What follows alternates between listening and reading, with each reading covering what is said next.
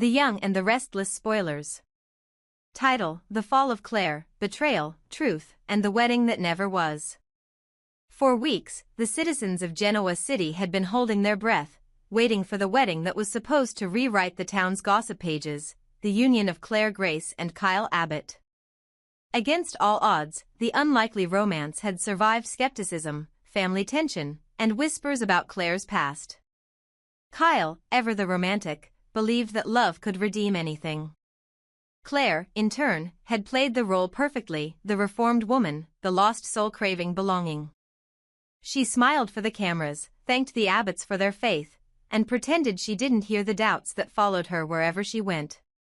But behind that polished smile, her world was already cracking. The setting was far from Genoa City. The wedding was meant to be intimate, a private ceremony in Nice, France, away from the chaos of Newman and Abbott influence. A dream, Kyle had called it. A clean start. But Claire knew dreams didn't last. Not when you'd built your life on secrets. And the moment she saw the anonymous message on her phone the night before the ceremony, "We're coming. Tell him the truth, or we will." Her hands began to shake. By dawn, the air in the coastal villa was heavy with tension. Kyle was downstairs, rehearsing his vows with Summer's ghost still haunting his heart, while upstairs, Claire stared into the mirror, her reflection a stranger. She whispered to herself, "You've come too far to lose it all now." But she knew, deep down, that the past had finally caught up. The ceremony began beautifully. The Mediterranean light poured through the windows, glinting off the sea. The guests, a mix of Newmans, Abbotts, and a few uneasy friends, smiled politely, pretending not to notice Victor's absence or Nikki's disapproval. But then came the moment that shattered everything. As Kyle took Claire's hand, the doors burst open. Gasps rippled through the crowd as Jordan appeared, alive, defiant, her presence commanding the room like a ghost stepping out of a grave. The color drained from Claire's face. For months, everyone had believed Jordan had vanished, presumed dead after her last confrontation with the Newmans. But now she stood there, dressed in black, eyes burning with vengeance. And she wasn't alone. Behind her walked Cole Howard, quiet but unmistakable, his expression heavy with reluctant determination. "Did you really think you could escape us, darling?" Jordan's voice sliced through the silence. "You thought France would keep you safe? You thought you could lie your way into the Abbott fortune?" Murmurs erupted among the guests, but Kyle's voice rose above them all. "What is this? Who are these people?" Claire tried to speak, but Jordan didn't give her the chance. "I'm the woman who made her. The woman who watched her pretend to be innocent while she played all of you for fools." She turned to the crowd. "You all believed the redemption story, didn't you? Poor little Claire, the victim of family manipulation. But what if I told you she was the manipulator all along?" Kyle's eyes darted between the two women. "Claire," he whispered, disbelief settling like poison. "Tell me she's lying." Claire's lips trembled. "She's twisting things," but then Cole stepped forward. "No, she's not." That was the final blow. Cole's voice carried a quiet authority that no one dared question. "Jordan and I tried to protect her," he said, his voice heavy with regret. "After everything that happened with the Newmans, we thought she deserved a chance to start over. But we were wrong. We discovered what she was doing with Holden Novak, using his company as a front to drain Kyle's assets, redirecting funds, setting up offshore accounts. It was all part of a plan." Claire froze. Every word hit like a bullet. The walls closed in, and for the first time, she couldn't find the next lie. "Cole," she breathed, her voice trembling. "You said you'd never betray me." His eyes softened, but there was no mercy in them. "I said I'd protect you, Claire. Not your crimes." That was why they betrayed her. Not for power, not for revenge, but because even manipulators like Jordan and Cole had reached their limit. They had seen the monster they'd helped create, and now they were determined to destroy her before she destroyed anyone else. Jordan's laughter was cruel and triumphant. You were supposed to follow the plan, Claire. We gave you the script: infiltrate the Abbotts, secure the inheritance, disappear quietly. But you got greedy. You wanted love. You wanted the fairy tale. She leaned closer, her eyes narrowing. And that, my dear, was your mistake. The guests whispered furiously. Kyle stood motionless, his vows still in his hand, trembling. Is this true? He demanded. Claire, did you use me? Tears spilled down her face. No, I love you, Kyle. I swear I do. Then why, he said, his voice breaking, does it sound like everyone else here knows more about you than I do? Claire turned to Jordan, her grief twisting into rage. You used me. You and Cole wanted control of Holden's company, and you thought I'd do your dirty work. You can't twist this on me. But Jordan smiled coldly. Oh, darling. We already did. The confrontation spiraled into chaos. Police sirens wailed faintly outside, but as Jordan had predicted, this wasn't Genoa City, it was France. The authorities had no jurisdiction over her past crimes, and by the time anyone moved, she and Cole were already walking out into the sunlight, leaving behind a room full of shock and betrayal. Claire collapsed to her knees, the weight of everything crushing her. It wasn't supposed to happen this way, she whispered. Kyle, still frozen, looked at her one last time, not with anger, but with heartbreak.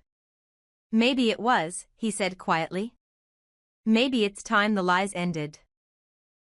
He walked away without looking back, leaving her surrounded by silence. That night, alone in her villa, Claire tried to piece together what had gone wrong. She replayed every conversation, every manipulation. Jordan and Cole had raised her in deceit, trained her to charm, to deceive, to survive, but she had believed that love could change her fate. And for a while, it had. Kyle's kindness had felt real, had given her a glimpse of the woman she might have been if life hadn't twisted her into something else. But love, she realized too late, couldn't wash away the truth. Across the city, Jordan and Cole sat in a dark cafe, nursing their victory. Cole's conscience was heavy, his hands shaking slightly. You didn't have to destroy her like that, he said quietly. Jordan sipped her wine, unbothered. Oh, Cole. She destroyed herself the moment she tried to outsmart me. She's not a monster, he argued. She's broken. And broken people, Jordan said coldly, make the best monsters. It wasn't long before the news spread across the Atlantic. Genoa City woke to headlines of scandal, Abbott wedding explodes in betrayal, Claire exposed in shocking scheme. Victor Newman, ever the strategist, called it predictable. Nikki simply shook her head. Summer, wherever she was, must have smiled bitterly, her intuition had been right all along. But in the quiet aftermath, as Claire sat by the window overlooking the sea, something inside her refused to die. The world might see her as the deceiver now, but she knew something Jordan didn't: Holden was still loyal. And Holden had resources that could rewrite the narrative once more. As she picked up her phone and dialed a number she hadn't used in weeks, her voice was low, calm, almost reborn. It's time, she said. They think they've won. Let's show them how wrong they are. The line clicked. Somewhere in the distance, Holden's voice replied, then let's finish what we started. And just like that, the story that was supposed to end in ruin began its next chapter. Because in Genoa City, or Nice, or anywhere else, no one ever stays defeated for long. Jordan and Cole had betrayed Claire because they feared her, because they realized she had learned their tricks too well, had surpassed them, and had started playing her own game. Their betrayal wasn't justice, it was survival. And as Claire wiped the last tear from her cheek, her reflection hardened once more. Whatever came next, she would face it not as the victim, not as the con, but as the woman who would take everything back. The fall of Claire Grace had begun, but it was far from over. Title: The Price of Betrayal, Claire's Flight and Victoria's Wrath. For months, Jordan's plan had been simple, cold, precise, and cruel. The goal was to destroy Victor Newman, to take from him the one thing he valued more than his empire, control. But like every plan born from vengeance, it began to twist the moment emotions entered the equation. Claire Grace had been the key. Jordan had shaped her into a weapon, a charming, intelligent young woman with enough beauty to disarm and enough trauma to manipulate. Victor would never see her coming. She would infiltrate his family, earn his trust, and then dismantle him from within. At least, that was how it was supposed to happen. But Jordan had underestimated one thing: Claire's heart. The mission had started perfectly. Claire's re-entry into Genoa City had been met with a mix of sympathy and suspicion. After years of estrangement and scandal, she had returned as the lost daughter, repentant and eager to reconnect. Victor, cautious as always, had kept her at arm's length. But Victoria, ever the mother yearning for redemption herself, had opened her arms. "Your family," she had told Claire. "Whatever happened before, we can fix it together." Those words had pierced Claire's defenses. For the first time, she began to wonder if she could actually belong somewhere, if the life Jordan had promised her, the life of revenge and power, was really what she wanted. Jordan noticed the hesitation early on. She warned her protégé, "Don't forget why you're here. Love is a distraction. Regret is a weakness. Victor Newman destroyed us, and you will be the hand that pays him back." But Jordan's voice, once terrifying, began to lose its grip. Because in Genoa City, everyone learns one truth eventually: revenge is easy until it becomes personal. The turning point came when Claire met Kyle Abbott. It was supposed to be a passing acquaintance, another socialite from another legacy family. But Kyle's openness disarmed her. He saw through her polished smile, not because he was suspicious, but because he recognized pain. "You don't have to pretend around me," he had said one night, as they stood on the Abbott terrace under the glow of city lights. "Everyone in this town wears masks. You don't have to wear yours." That was the moment Jordan's control began to fade. Weeks later, when Claire brought Holden Novak into the picture, a quiet, enigmatic tech investor with his own reasons to despise Victor Newman, Jordan thought it was part of the plan. Holden's AI systems and corporate reach could undermine Newman Enterprises from within. But she didn't realize that Claire and Holden had already crossed a line she had forbidden. Together, they began diverting funds, reprogramming security access, and planning an escape, not for Jordan's victory, but for their own. They wanted freedom, not revenge. Jordan discovered the betrayal too late. By then, Claire had already abandoned her mission. Instead of sabotaging Victor, she had secretly protected him from one of Jordan's cyber attacks, preventing Holden's AI virus from infecting Newman Enterprises' servers. Jordan's rage was volcanic. When she confronted Claire, it was like watching a storm tear through glass. "You think you can betray me?" Jordan hissed. "You think you can choose love over vengeance?" Claire stood her ground, though her voice trembled. "I'm done being your weapon. I won't destroy him, and I won't destroy myself." Jordan's eyes narrowed, her voice dripping venom. "Then you've already destroyed yourself." The fallout was immediate. News began to spread, whispers that Victor Newman's system had been targeted from inside his own circle. Victoria, blindsided, refused to believe it at first. But when the security team presented evidence linking the attempted breach to Claire and Holden, her world tilted off its axis. She stormed into the Newman boardroom, slamming the files on the table. "This is impossible," she shouted. "She wouldn't do this to me. She's my daughter." Victor, stoic as ever, only said, "She's your daughter, yes. But she's also Jordan's creation."